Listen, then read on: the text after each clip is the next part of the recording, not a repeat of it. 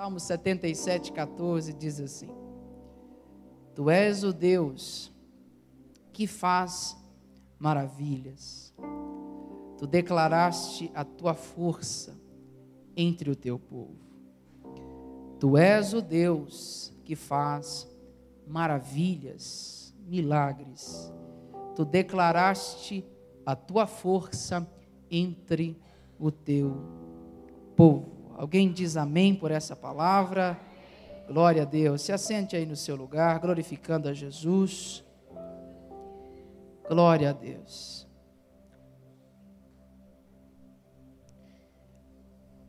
Os salmos declaram muitas petições, como declaram também muitas atribuições, muitos atributos de Deus.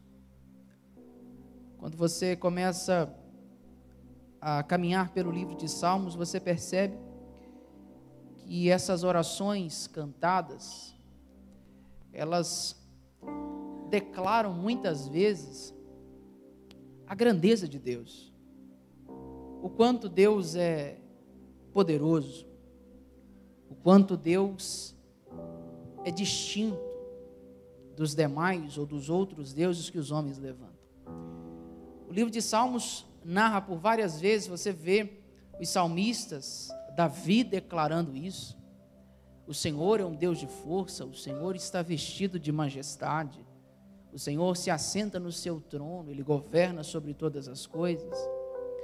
E não diferente, esse salmo não é um salmo de Davi, é um salmo de Asaf, mas o salmista, ele declara, e algumas traduções vão dizer, que o Senhor é o Deus que faz milagres. O Senhor é o Deus que faz maravilhas.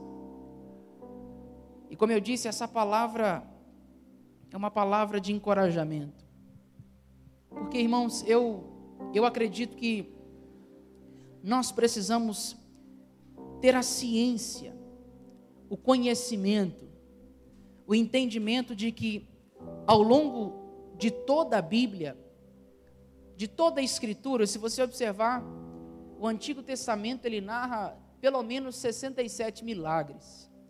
Se você caminha no Novo Testamento, os Evangelhos citam 36 e os outros 20 milagres ainda restam no livro de Atos dos Apóstolos. Então a Bíblia é um livro de milagres. A Bíblia é um livro repleto da ação do Espírito de Deus, da ação de Deus no meio do seu povo. E esse texto, esse versículo que nós acabamos de ler, naturalmente é autoexplicativo. É olhar e dizer: Tu és o Deus que faz maravilhas. E é interessante observar que a Bíblia não está colocando isso no passado. Ela não está dizendo assim: Tu és o Deus que fez maravilhas. Ou não só jogando essas expressões no futuro: Tu és o Deus que fará maravilhas. A Bíblia diz que Ele é o Deus que faz. Isso é presente. O que o salmista está declarando é: hoje o Senhor ainda faz maravilhas. No nosso meio, o Senhor ainda faz milagres. E isso é uma realidade que nós precisamos entender. E quando eu começo a caminhar na Bíblia, eu percebo que quando a gente fala de milagres, a gente fala de maravilhas, a gente precisa entender uma coisa: isso é um ato exclusivo de Deus. Como assim, pastor? Por melhor que você seja, por mais conhecimento que você tenha, milagre, maravilha, extraordinário, sobrenatural, só Deus pode fazer. Homem nenhum na terra pode realizar milagres ou maravilhas. E o que são milagres? São fatos, são acontecimentos fora do comum, que Deus usa para confirmar o seu poder, o seu amor e a sua mensagem. Se você observar, o próprio Jesus disse aos seus discípulos assim: olha, os sinais seguirão aos que creem. Ou seja, à medida, e eu disse para vocês, nós encontramos em Atos dos Apóstolos, no período da igreja primitiva, pelo menos 20 milagres narrados. Porque era a maneira como Deus estava sinalizando, confirmando a mensagem daqueles homens. O seu poder, o seu amor. Esse Deus que fez tantos milagres no Antigo Testamento, Ele estava provando àquele povo e provando a nós que Ele não mudou. E Hebreus vai dizer isso. Jesus Cristo é o mesmo, ontem, hoje e eternamente. Qual que é o nosso problema? A gente conhece o Jesus de ontem. A gente conhece o Jesus de amanhã. O problema é que a gente se esquece de experimentar o Jesus de hoje. O Jesus que ainda faz hoje. O Jesus que ao longo da sua vida, do seu ministério e hoje por meio do Espírito Santo, continua a operar. Continua a fazer. E quando eu olho para a Bíblia, eu percebo, irmãos, que todo milagre, ele revela algumas coisas, revela alguns apontamentos. E a primeira realidade de todo milagre é Deus olhando para nós e dizendo assim: você não é capaz de resolver tudo. Todo milagre ele declara para nós essa primeira verdade. O quê? Que eu e você somos seres limitados. Eu e você somos seres finitos. A gente vai até um ponto. A gente pode até um ponto. Com as suas forças você vai até um ponto. Com a sua sabedoria você vai até um ponto. Com o seu status, o seu nome, a sua fama, o seu dinheiro, você vai até um ponto. Deus limitou o homem. Que bom que Ele fez isso. Deus limitou o homem até uma certa capacidade ou poderio, até uma certa habilidade. E isso é claro nas Escrituras. Nós falamos aqui esses dias. A mulher do fluxo de sangue, Marcos capítulo 5, verso 26. A Bíblia diz que aquela mulher, à medida que ela poderia fazer, ela fez. A Bíblia usa a expressão assim: e tendo gastado tudo. Tendo gastado. O que a Bíblia está sinalizando é: aquela mulher chegou no seu limite. Irmão, ela tinha dinheiro suficiente para gastar até aquele momento. O que aquela mulher entendeu é: olha, eu não tenho mais como gastar. Tudo que tinha eu gastei. E o que é pior de tudo é que a Bíblia diz que ela gastou tudo e ela ia de mal. Só que com quem que ela encontra no meio do caminho? O limite daquela mulher estava diante dela. Ela diz assim: gastei tudo. E ela poderia dizer para Jesus assim: Jesus, todo o dinheiro que eu tinha no banco se foi. Tudo que eu podia fazer eu fiz. Só que essa mulher encontrou com Jesus no meio do seu caminho. O limite dela chegou. O máximo que ela podia gastar, ela gastou, à procura de um milagre. Mas quando ela encontra com Jesus, a limitação dela não limita Jesus. A impossibilidade dela não impossibilita o agir de Jesus. O dinheiro que ela gastou com Jesus nem era necessário. Ele poderia olhar para ela e dizer assim: mulher, eu sei que você gastou tudo que você tem, mas comigo a única coisa que você precisa é crer. Porque ele disse para duas irmãs uma certa vez assim: olha, se vocês crerem, ainda que esteja morto, eu posso fazer viver. Eu quero dizer para você essa noite o seguinte, e por isso eu disse, essa palavra é uma palavra de encorajamento. Você pode dizer assim: pastor, eu cheguei no meu limite, pastor. Eu já derramei todas as lágrimas que poderia derramar. Eu já gastei tudo que poderia gastar. Só que Jesus, irmãos, Ele é ilimitado. Sabe, a gente vê aí a propaganda da TIM que Ele é sem fronteiras e que não é coisa nenhuma, né? Jesus não. Jesus não tem uma barreira, uma fronteira que impeça Ele de agir. Irmão, você pode estar duro sem dinheiro. E talvez você fale assim, pastor, eu estou. Talvez tenha um monte de gente que queria levantar a mão agora, pastor Arthur.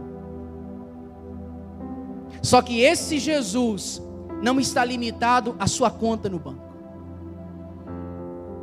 Esse Jesus não está limitado à sua fama. Não está. Esse Jesus não está limitado à sua sabedoria. Não está. Esse Jesus não está limitado ao seu networking, aos seus amigos. Ele também não está limitado a isso. Não. Porque nem a morte, vou repetir isso para você, nem a morte, sabe o que é a morte, irmão? Para nós, a morte não tem jeito, morreu, acabou. Por isso Hebreus diz que depois da morte segue-se o juízo.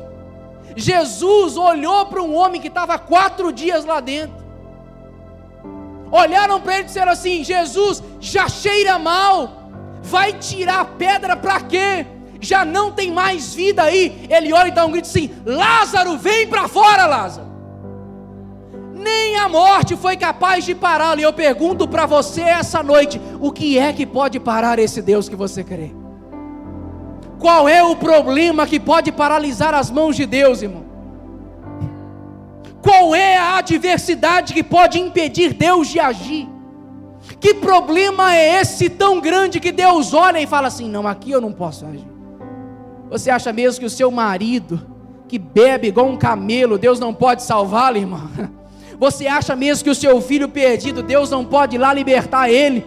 Você acha mesmo que o seu casamento falido, Ele não pode entrar lá e restaurar? Ou você está com uma fé muito pequena, ou você não conhece o Deus da Bíblia, irmão.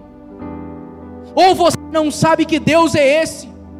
E quando a gente olha que Deus colocou um limite no homem, o homem tem a sua capacidade limitada, irmão, a gente entende uma coisa.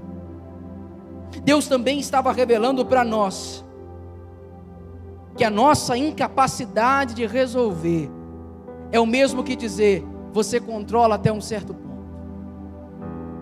E isso aqui é terrível.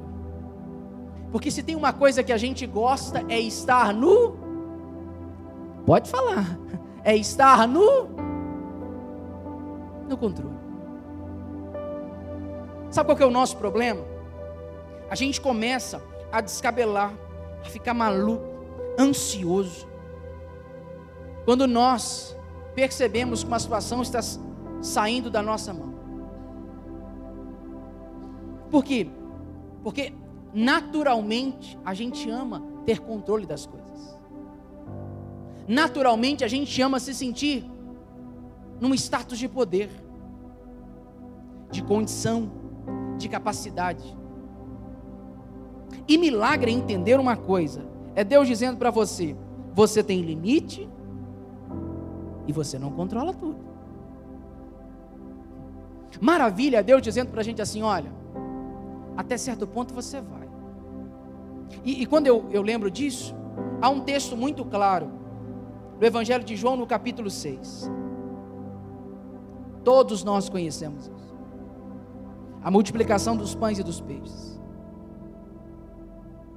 Aquele menino que André vai buscar, irmão, para começar, os pães eram dele, os peixes eram dele.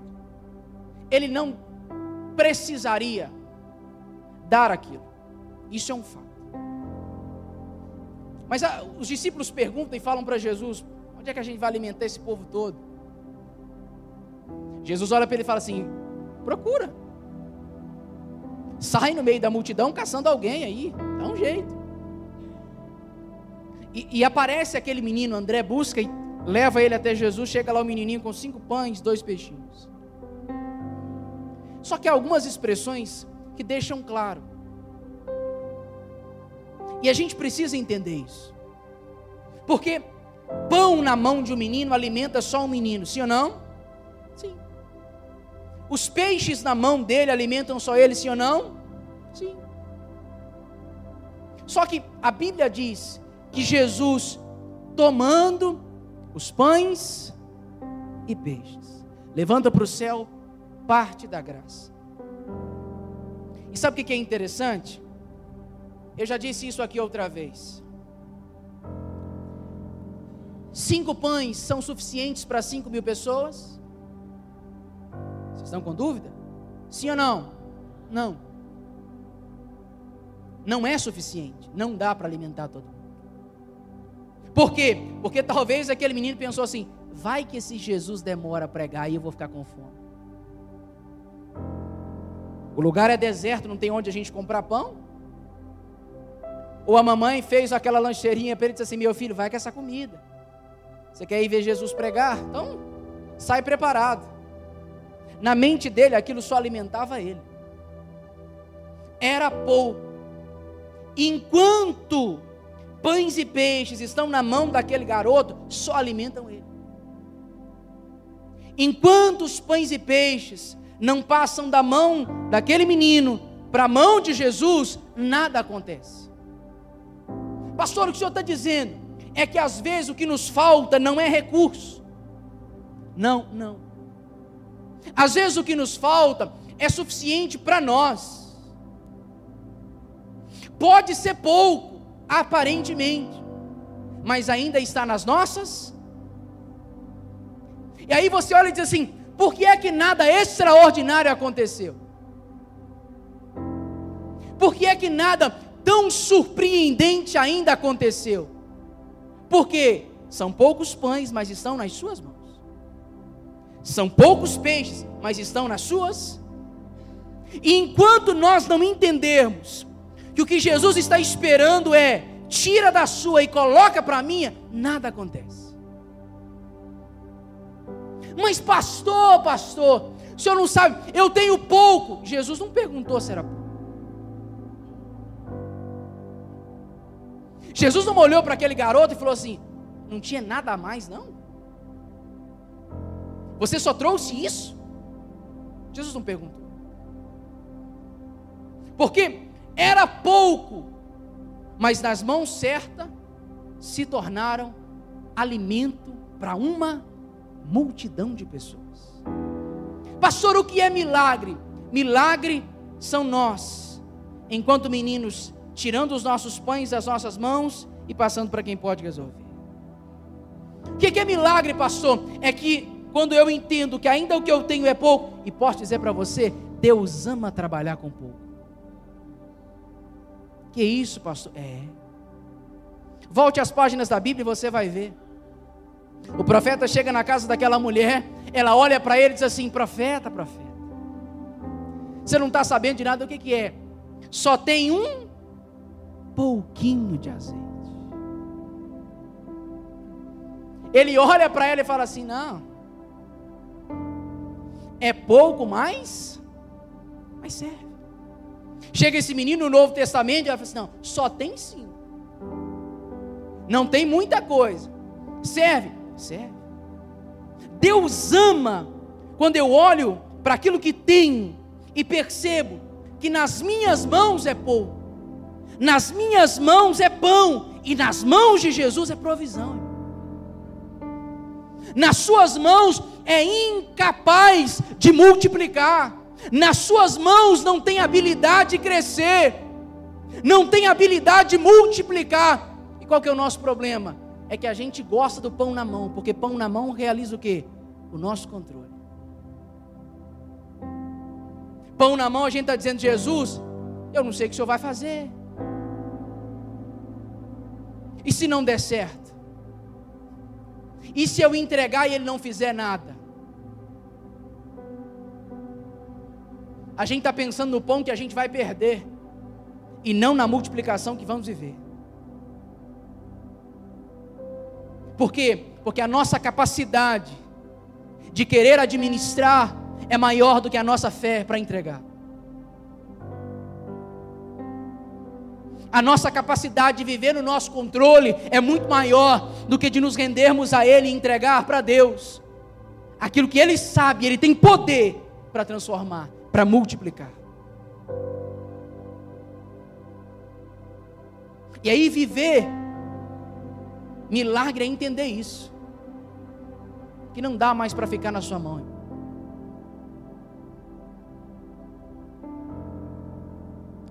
Você controlou demais.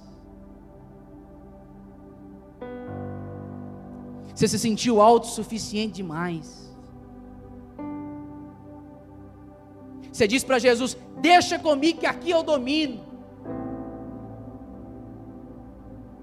Não, Senhor, eu tenho capacidade, eu tenho habilidade, pode deixar comigo.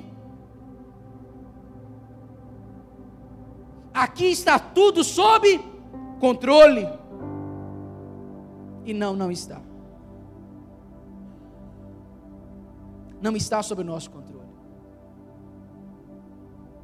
Deus, quando faz milagres, está revelando a nossa incapacidade. E é algo que ainda nós precisamos entender. Ele revela a nossa dependência.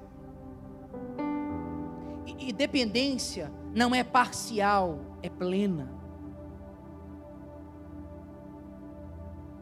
Dependência não são áreas pontuais da nossa vida.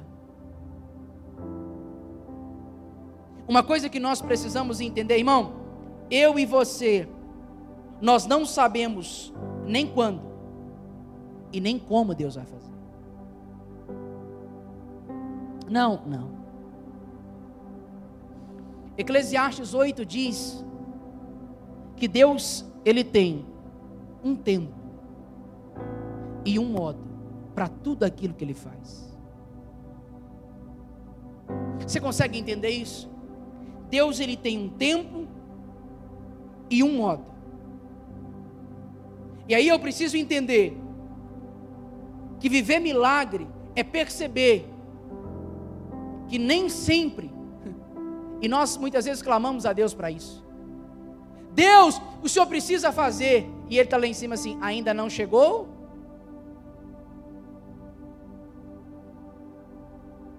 Ou outros de nós repetimos a mesma oração, só que chegou o tempo de Deus fazer, mas não é do nosso.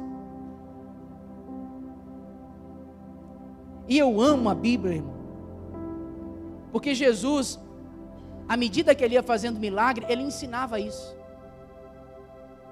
Jesus um dia chegou para Bartimeu, o cego, e Ele olha para ele e diz assim: volta a ver. E imediatamente ele enxergou. Só que Jesus encontra outros, e esse outro cego é um cego de nascença. Jesus olha para ele e fala assim: volte a ver? Sim ou não? Não. Jesus dá aquela cusparada no chão, mete o barro no olho do cara e fala assim: vai lavar. Como é que é? Vai lavar. Jesus, não dava para o Senhor chegar e botar a mão aqui, bonitinho, ou só dizer: volte a ver. Eram dois cegos. Era o mesmo problema, era a mesma adversidade, mas Jesus não tratou os dois do mesmo jeito. O tempo era aquele, ambos seriam curados, mas não seriam do mesmo jeito. Ambos experimentariam na sua vida o milagre de Deus, mas não seria da mesma. E o que eu preciso entender é que milagre não tem forma.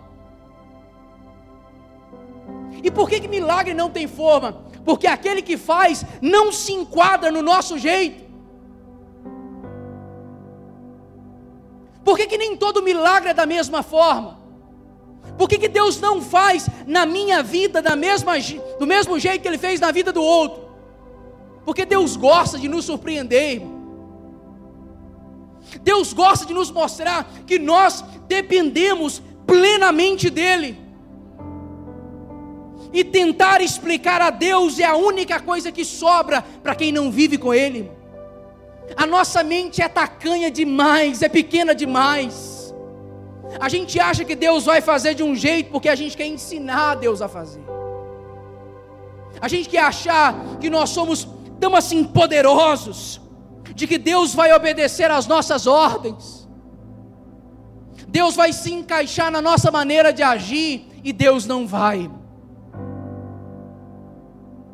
E talvez o que Deus está para fazer na sua vida seja de uma maneira que você nunca imaginou.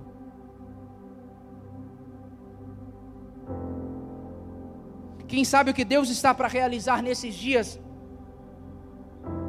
em você e através de você seja surpreendente. Pastor, o que o senhor está dizendo? Eu estou dizendo para você entender uma coisa. Deus age soberanamente de diferentes formas. E isso não diminui o poder dele. Deus pode muito bem liberar uma palavra e toda a sua vida ser transformada. Deus pode? Pode. Deus pode levantar uma pessoa que você menos espera e que você nem acredita, para que essa pessoa seja o instrumento que você precisa. Deus pode.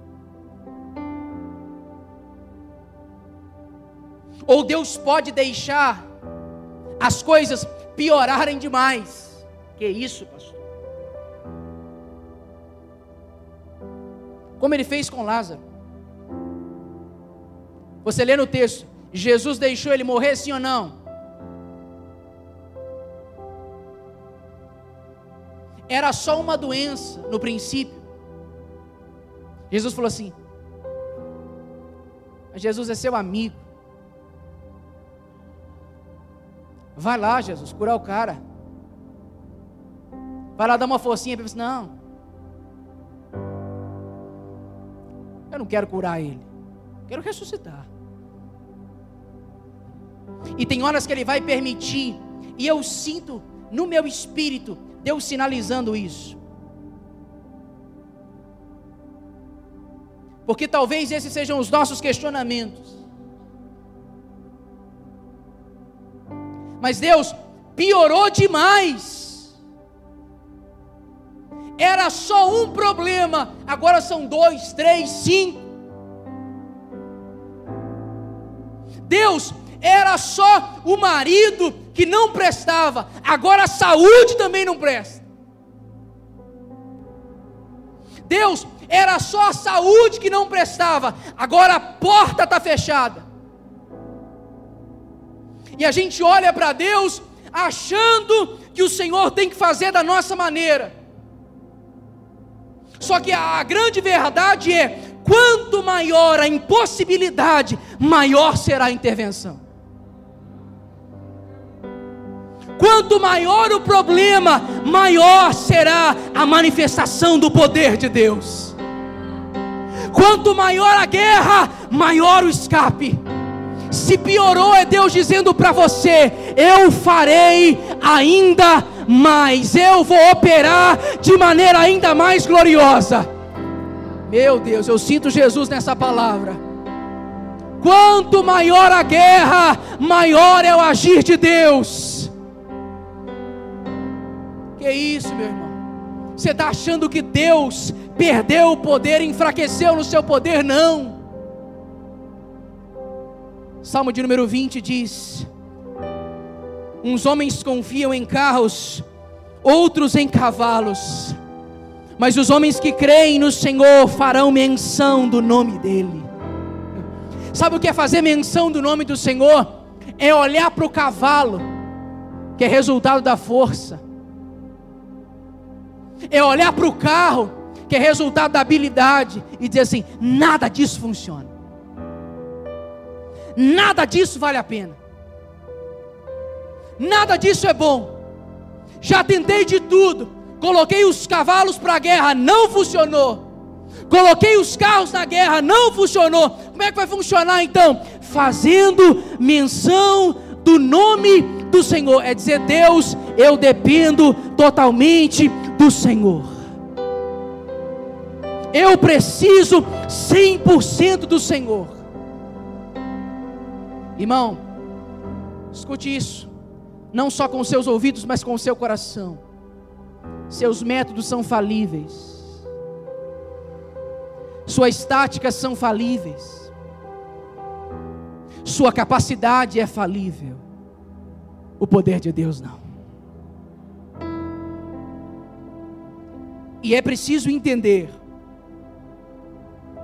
a maneira como Deus trabalha, a maneira como Deus age. E sabe, eu me pergunto,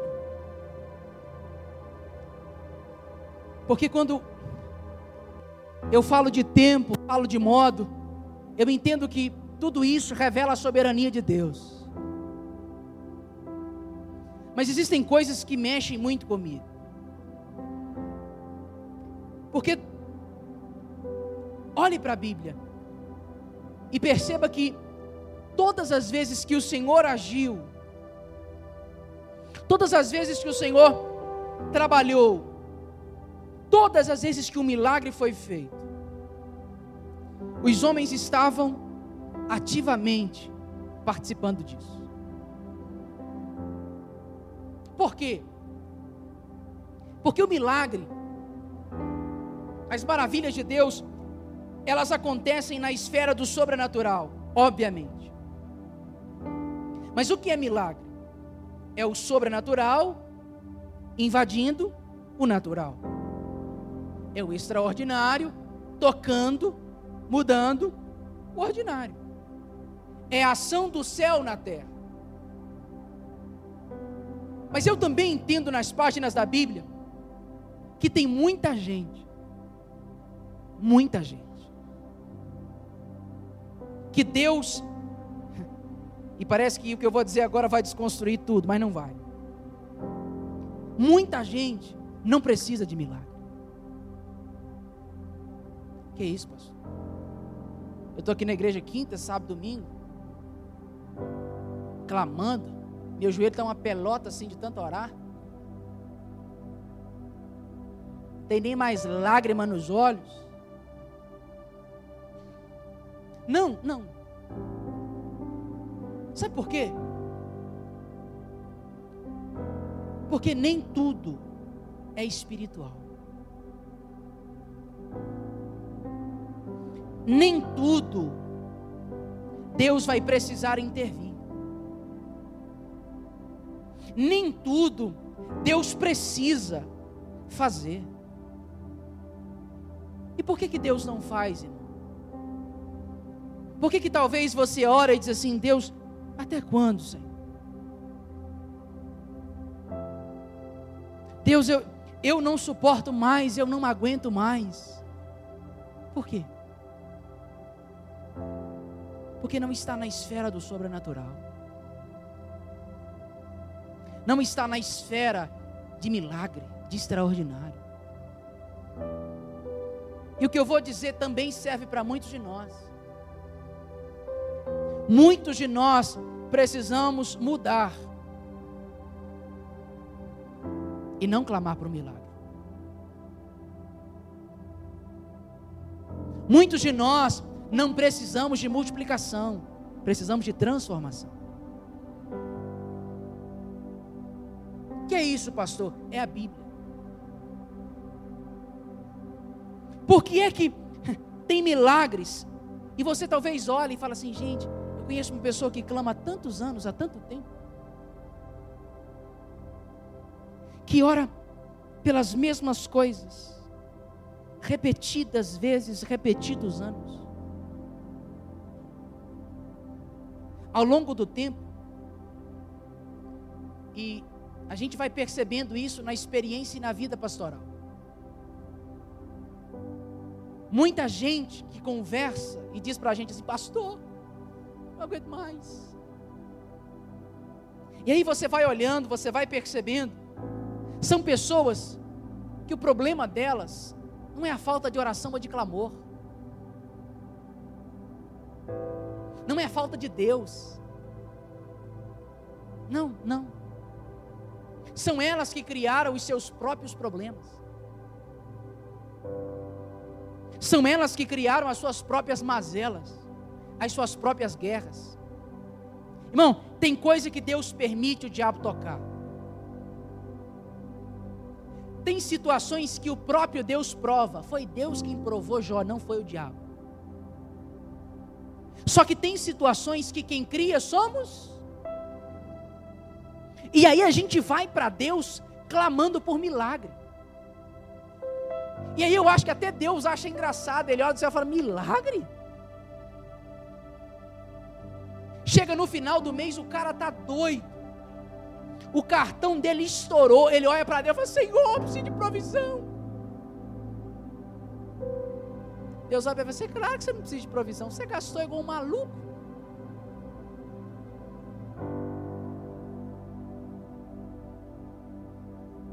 Igual o filho pródigo, né? O que é pródigo? Gastador. Irmão, tem coisa que Deus não... Eu não acredito que você precise de Deus olhando para você e falando assim: aqui, você está gastando demais, você está muito amostradinho. Deus precisa falar isso com você? Não, você tem sua esposa ou marido. Graças a Deus a minha esposa é uma bênção, viu? Glória a Deus. Por quê? Eu não preciso clamar por uma provisão se eu bloquear o meu cartão. Não falando de mim não, viu?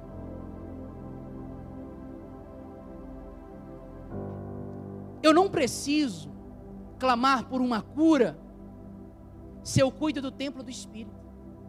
Pastor, é óbvio que somos acometidos por enfermidades, sim ou não? Óbvio. Mas existem coisas que são consequências. Eu amo a Bíblia, irmão. Porque, sabe qual que é o problema de crente? Abrir um parênteses aqui. A gente só pensa na vida espiritual. A gente acha que vir para o culto, a gente ora em língua, a gente canta, a gente se entrega, se derrama, dizima, oferta, canta, é uma glória. Aí, a nossa alma, ou melhor, o nosso espírito está sendo bem cuidado. A nossa alma, a gente trabalha ela, são as nossas emoções, sentimentos, a gente cuida, vai no psicólogo, senta com o pastor para conversar, ou com um amigo. Agora chega no corpo, sabe o que a gente faz? Não, isso aqui é carcaça, pastor. Vai tudo para a terra, vai mesmo. Cuidado para você não ir mais cedo. Pastor, por que você está dizendo isso? É só ler a Bíblia. Sabe o que Jesus requer da sua igreja? Foi Ele quem disse. Ou melhor, Paulo disse isso. Né? Mantenham em santidade o vosso espírito, alma e corpo. Isso é plenitude, completude. Os três precisam estar bem. Se você cuida do seu espírito, glória a Deus. Da sua alma, glória a Deus. E o seu corpo? Não, pastor, eu não. E aí depois, obviamente, você vai precisar chegar diante de Deus e dizer: Senhor, a minha saúde, obviamente. Por quê? Porque o processo natural foi abortado.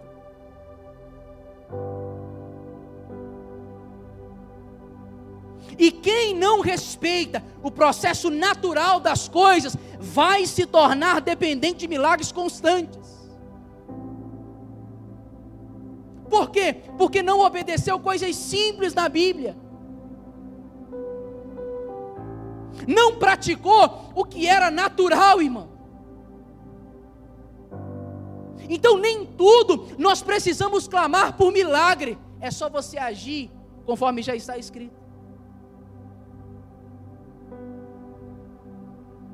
Dificilmente você vai precisar orar por uma restauração se você for um bom marido.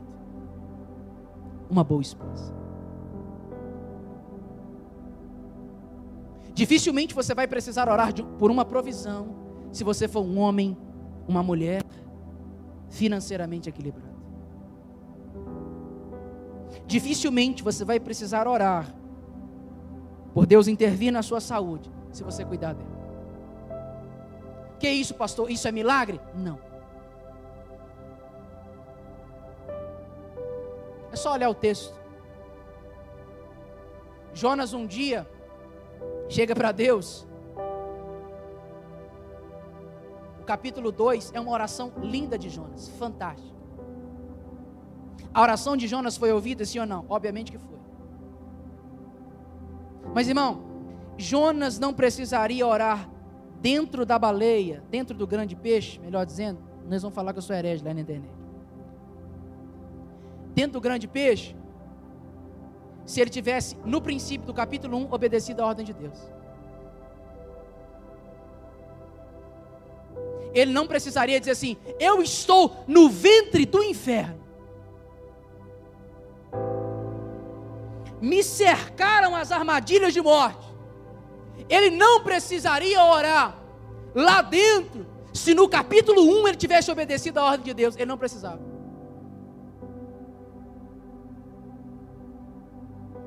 Porque nem toda tempestade ela se ajeita com clamor. Às vezes é só com conserto.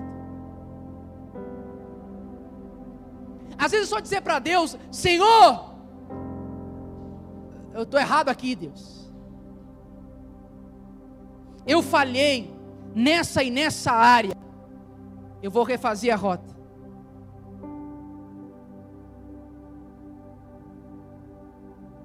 E aí eu vejo que tem muita gente clamando a Deus. E às vezes as pessoas se perguntam por quê. Porque é simples.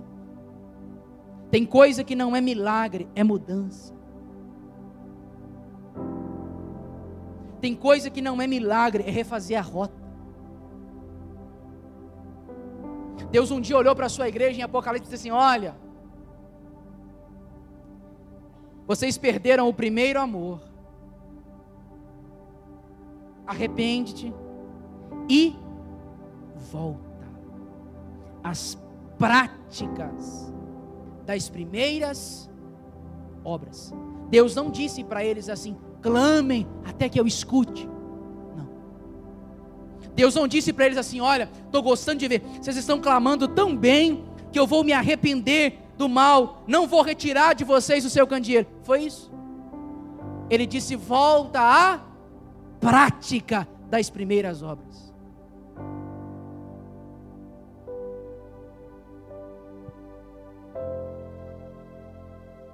É só você voltar atrás, há anos na sua vida, e perceber se ao longo do seu caminho, você não foi se tornando um dependente de milagre, por não viver coisas que você deveria viver, por não praticar ações que Deus já estava pedindo de você.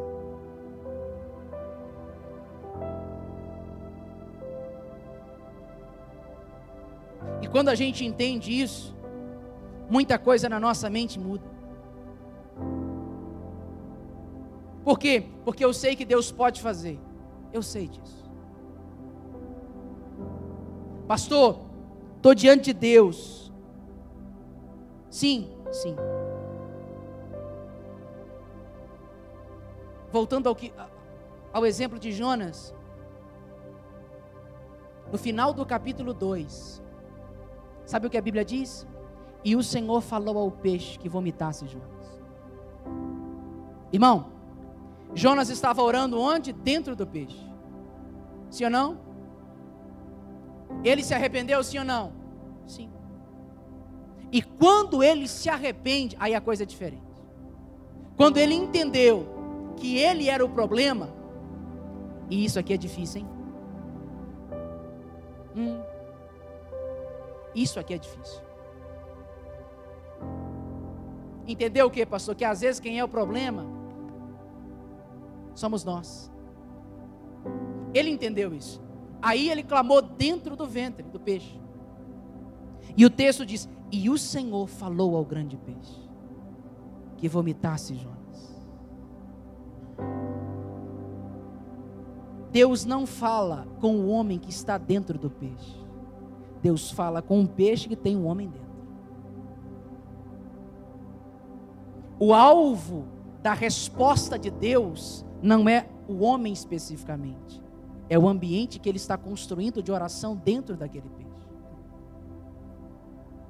Por quê? Porque a gente precisa entender, quando você está na posição de Deus, Deus começa a mover o lugar da oração. Quando o homem está arrependido e prostrado diante de Deus, é aí que os peixes começam a se mover. Por quê? Porque Jonas, agora arrependido, no capítulo 1 ele estava fugindo, no capítulo 2 ele está orando arrependido, no final do capítulo 2 Deus começa a mover o peixe. Porque isso é ação de Deus. Deus age sobrenaturalmente. Quando? Quando Ele sabe que você está no lugar certo. Quando Ele sabe que você entendeu que às vezes o problema não era os outros, era você. Que essa adversidade toda gerada não foi o inferno, não foi o diabo. Foi você quem criou. Aí Deus começa a se mover. E o que nós precisamos entender é: Deus tem poder para fazer, mas observe a sua vida.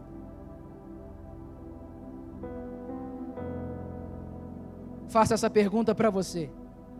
Você precisa de quê hoje? De um milagre ou de uma mudança?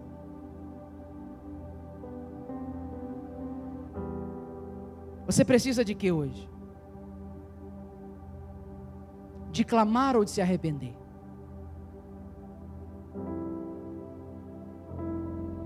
Do que você precisa?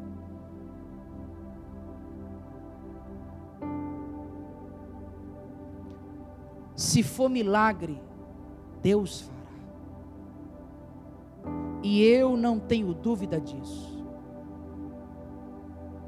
Pastor, e se for mudança? Começa a se mover.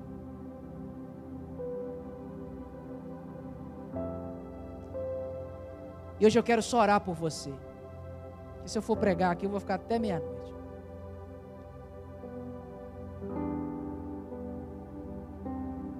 Mas eu sei, eu entendo, enquanto a gente cantava, eu tenho essa clareza. Quem realmente, eu quero que você entenda, isso aqui não é balela, não é aquele final de mensagem que a gente se prepara, nada disso. Pastor, eu preciso de um milagre. Eu sei que talvez todos nós vamos levantar as mãos aqui, todos nós. Mas eu também sei que existem pessoas factualmente, pontualmente, que precisam de um milagre específico. E eu quero orar por você. Eu queria que você ficasse de pé no seu lugar. E eu quero declarar isso no nome de Jesus.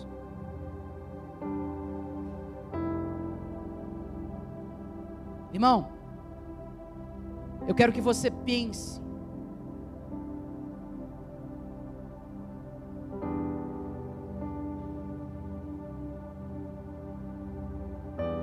E eu quero que você veja pelo Espírito,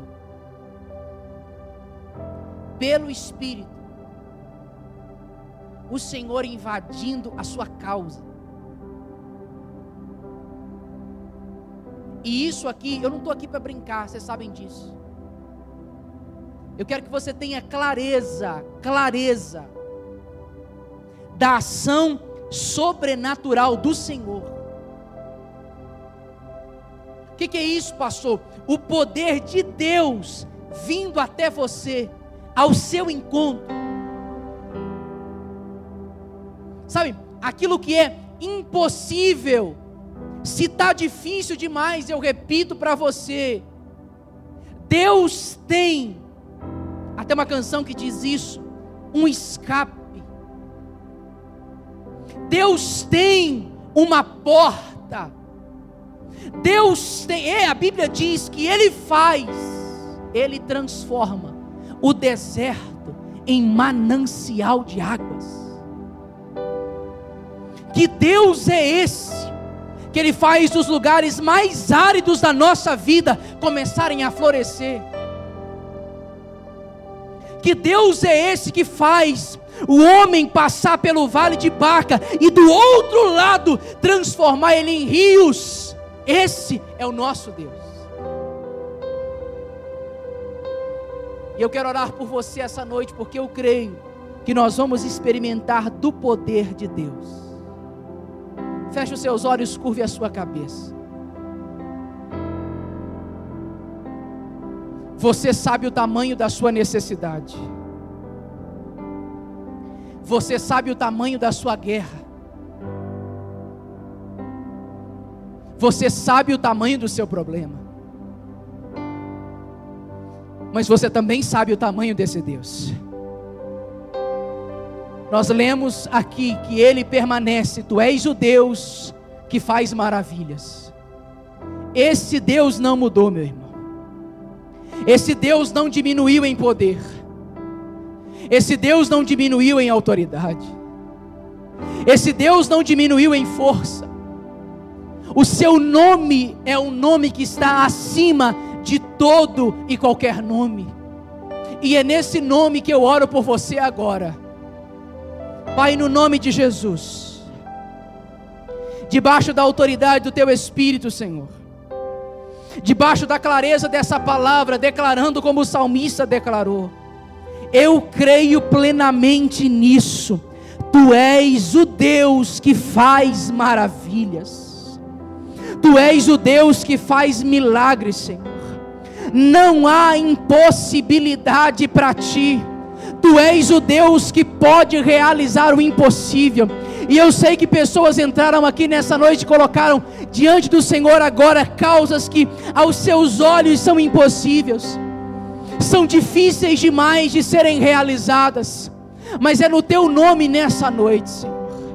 E eu oro para que haja clareza agora no espírito dos meus irmãos, para que eles sintam a manifestação do poder do Senhor, porque a Tua palavra diz que o Evangelho é poder de Deus para todo aquele que crê. O Evangelho é poderoso para transformar toda e qualquer situação. E eu quero declarar no nome de Jesus que esse Deus poderoso possa entrar essa noite na sua causa.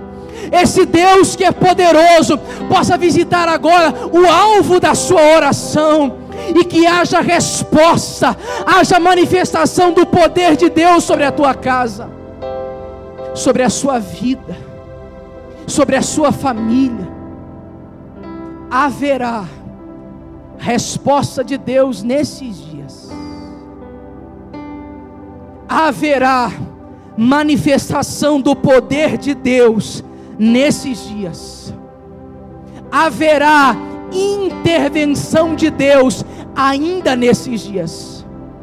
Alguns de nós provarão, experimentarão a ação sobrenatural de Deus. Você verá a provisão chegar. Você verá causas que anos estavam perdidas serem tocadas. Pessoas serão ligadas, receberão ligação ainda essa semana. Deus fará. Eu estou debaixo do Espírito de Deus. Eu não estou aqui para brincar, irmão.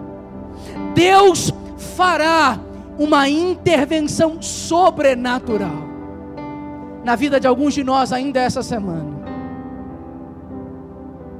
E você vai ver e vai declarar isso.